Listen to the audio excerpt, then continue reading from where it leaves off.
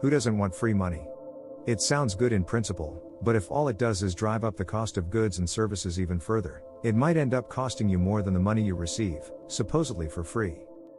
Economists warn that further rounds of fiscal assistance are a horrible idea, while the Bank of Canada is trapped in a period of large interest rate hikes to confront the greatest inflation since the early 1980s. Avery Shenfeld, chief economist at Canadian Imperial Bank of Commerce, recently said that although there are periods when fiscal generosity is precisely what the economy needs, these aren't such times. In a period of high inflation and excess demand, cutting taxes or handing out checks can add fuel to the inflationary fire, and make the job of a central bank that's raising rates to cool demand all that more troublesome, Shenfeld said. Canadian governments at both the federal and provincial levels are feeling pressured to do something to ease the burden of rising costs for their voters.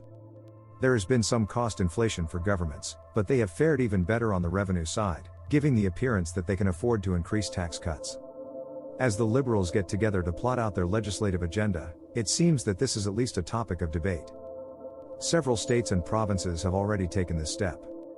Most people in Ontario, Quebec, Saskatchewan, and Manitoba have either received or will soon receive payments advertised as a hand-up to cope with inflation. It is unclear how the leadership transition inside Alberta's ruling party will affect the province's plans to use its massive $13 billion surplus this year to pay down debt.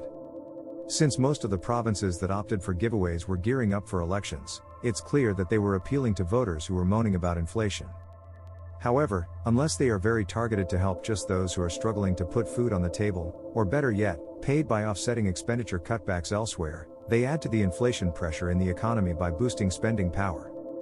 The Bank of Canada raised interest rates by 75 basis points last week, as was widely anticipated. This brought the overnight rate to 3.25%, the highest policy rate among major advanced economies, and marked the fourth consecutive oversized, more than 25 basis point, rate hike, with the Governing Council stating that given the outlook for inflation, the Governing Council still judges that the policy interest rate will need to rise further.